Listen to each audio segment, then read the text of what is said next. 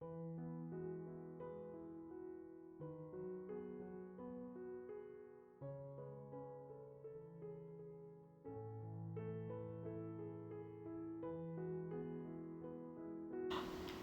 right. Hello, welcome back to Nails by Sora. Hope you are all doing well. I have another dip marble tutorial for you, and this idea, I don't know where it came from. I don't know if it's been done before. I wouldn't doubt it. If it hasn't been done before and I'm the first one to try doing this, then lock it in as a new TikTok viral technique for dip marbling.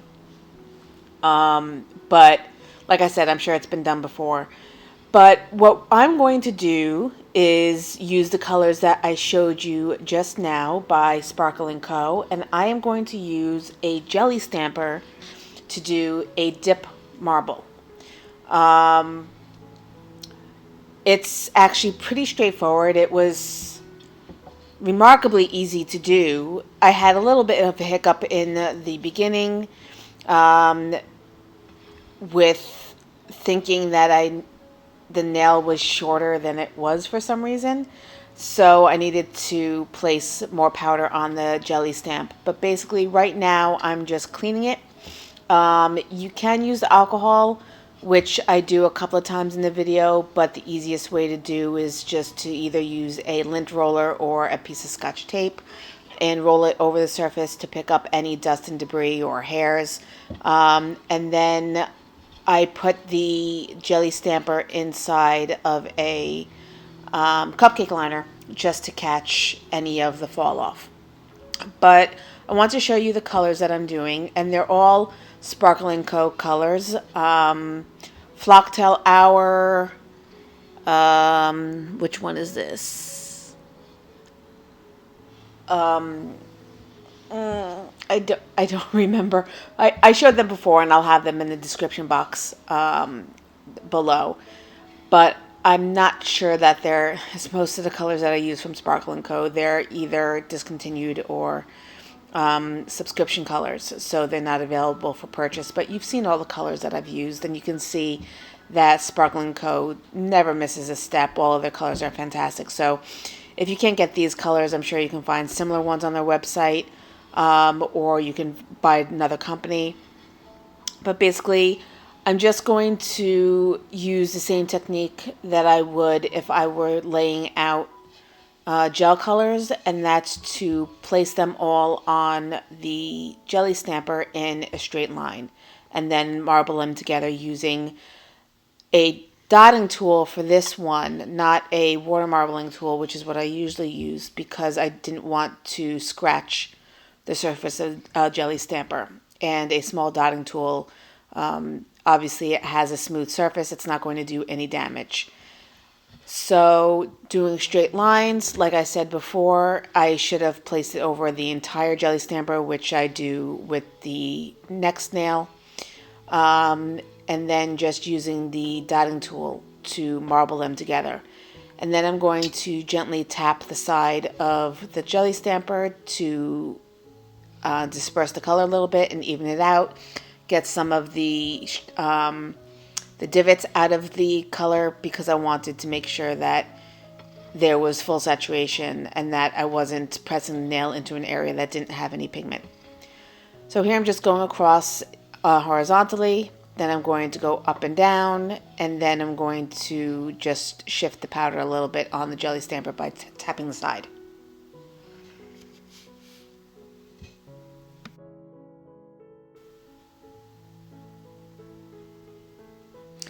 Alright, so I'm using Vivid Glam, and I'm going in with some dip base. And for this nail, and I think the last nail, I waited a few seconds before I pressed it into the color, just to let it dry a little bit so I wasn't moving the dip liquid around the tip. Now I'm just taking it and I'm pressing down onto the jelly stamper so that it and I ended up taking it off the base because the base was just in the way and I was having trouble keeping the tip on it. Shaking it around a little bit, trying to figure out what I'm doing, if it's working.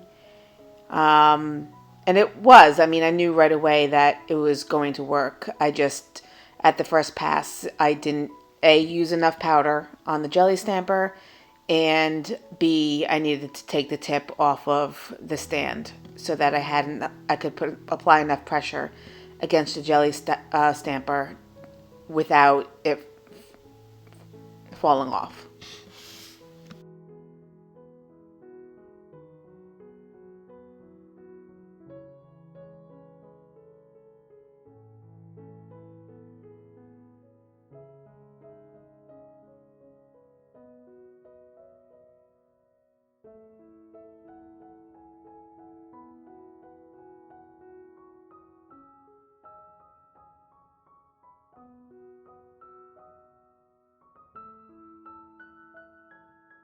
So I'm going in and I'm doing a second layer. And I clearly learned my lesson from the first pass because I'm making sure to cover the entire jelly stamper with the dip powder. This is actually going to be a second layer for the first nail, but I think it muddied it a little. On all the subsequent nails, I only did one pass, and I think while they turned out infinitely better and you can see the marbling a lot better, the nail came out very transparent because I just did one layer of dip powder. So for this technique, I think it would serve well to do whatever you want your main color to be. Use that as a base. Do one or two dips of that, and then do the marbling on top of it, so that you have that opacity from the base layers before you go in with your marbling detail. You can do white if you want a very simplistic background color. You want the marble to really stand out and be powerful, or you can choose one of the colors that's in the marbling as your background color, so that kind of fades off into the background.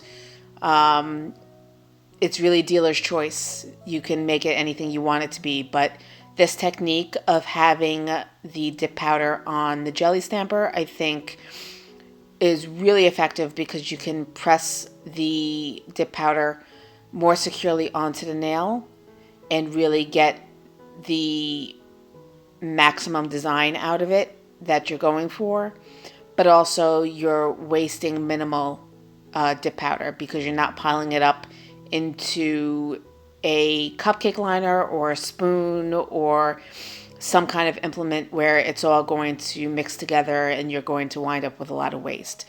This, you're using the least amount of dip powder, you're pressing it all onto the nail, and then whatever remnants you have left that's stuck to the jelly stamper, you can just wipe off with a little bit of isopropyl alcohol because it's made out of silicone and the dip liquids aren't going to stick to it and ruin it.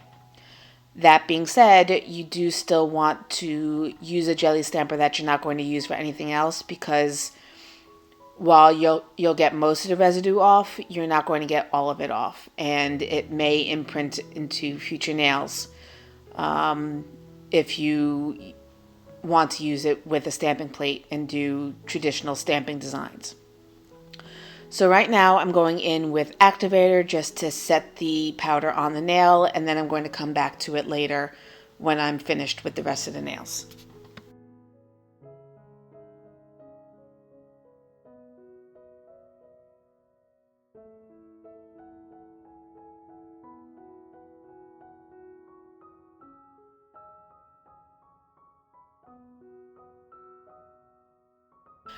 So with this nail, I decided to keep it a little bit more simple. I was originally going to do two colors for the first layer and then another two colors for the second layer, but I wasn't really sure. I didn't want it to get muddied again. And after I did the the first layer, I liked it so much I decided to just keep it with the blue and the pink. And I think it's very elegant and simple without being boring, and it just really shows the depth of the marbling without it looking just like a hodgepodge of colors on top of the nail.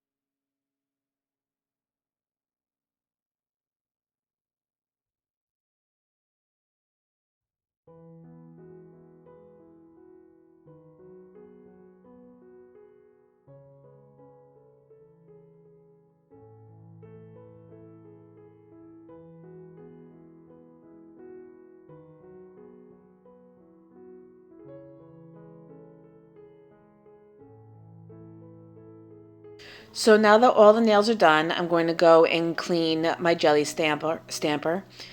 Taking it out of the base. I wanted to see if it would just peel off in one layer, but it didn't. So I went in with a little bit of isopropyl alcohol and a lint-free wipe, and it came off without a problem. But like I said, there's always going to be some residue left behind because of the nature of the powder. You could, I'm sure, soak it in a little bit of dish soap, and then wipe it clean with more isopropyl alcohol.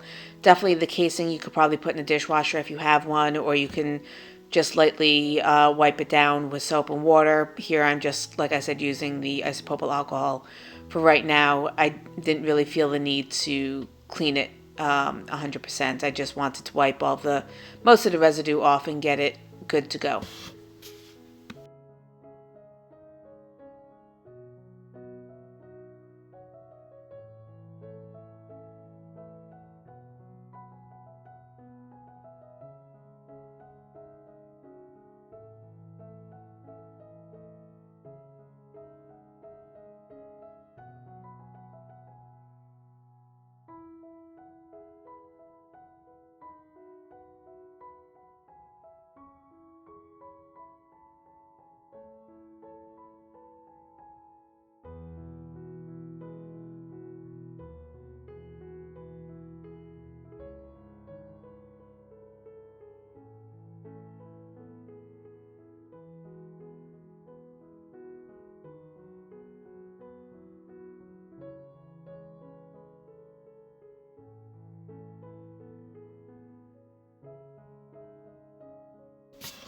Now all the nails have been activated and the dip powder is set, but I wanted to go in with gel base and top coat and cure it in the lamp instead of using dip top coat.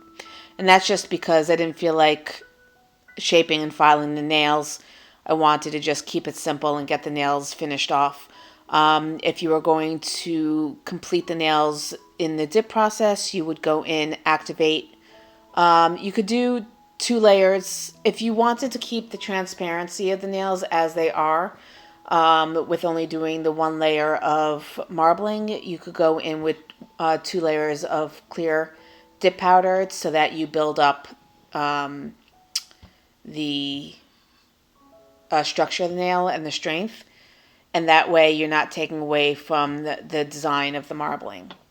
So I would go in, do 2 layers of clear, activate, file, activate, and then top coat as usual.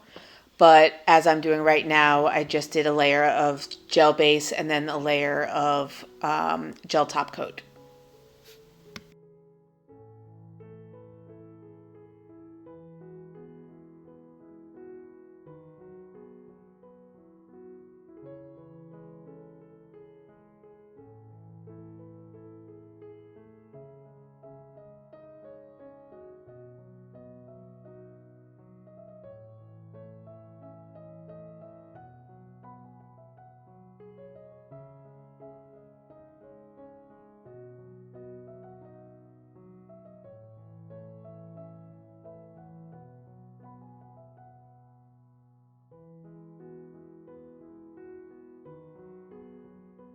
So these are the finished nails. I was originally going to have them on the gold skewer like I usually do, but because the nails are very transparent, you could see the gold stick behind it, and I wanted to just focus on the nails. So you can see from left to right the order in which, well, it's not really the order in which they were done, but I think the nails where I did 4 colors became a little muddied. I really like this one with the Flocktail Hour and the one that I can't remember the name of. But basically, the fewer the colors, the more simple the pattern, the easier it is to pick up the marbling. And I think they really came out superior to the ones where I used 4 colors. That being said, I really do still love all of them, and I think the technique really worked very well. I'm shocked at how well it worked, and I look forward to playing with it a little bit more in the future. Probably building up that background color so that the marble really pops and that you don't have to worry about seeing through the nails to the skin tone. But yeah, so that's going to wrap it up. Thank you so much for joining me. I hope you enjoyed the video. Please give me a like and a subscribe and hit that notification bell so that you'll always be notified when new videos are available. And I will see you in the next video.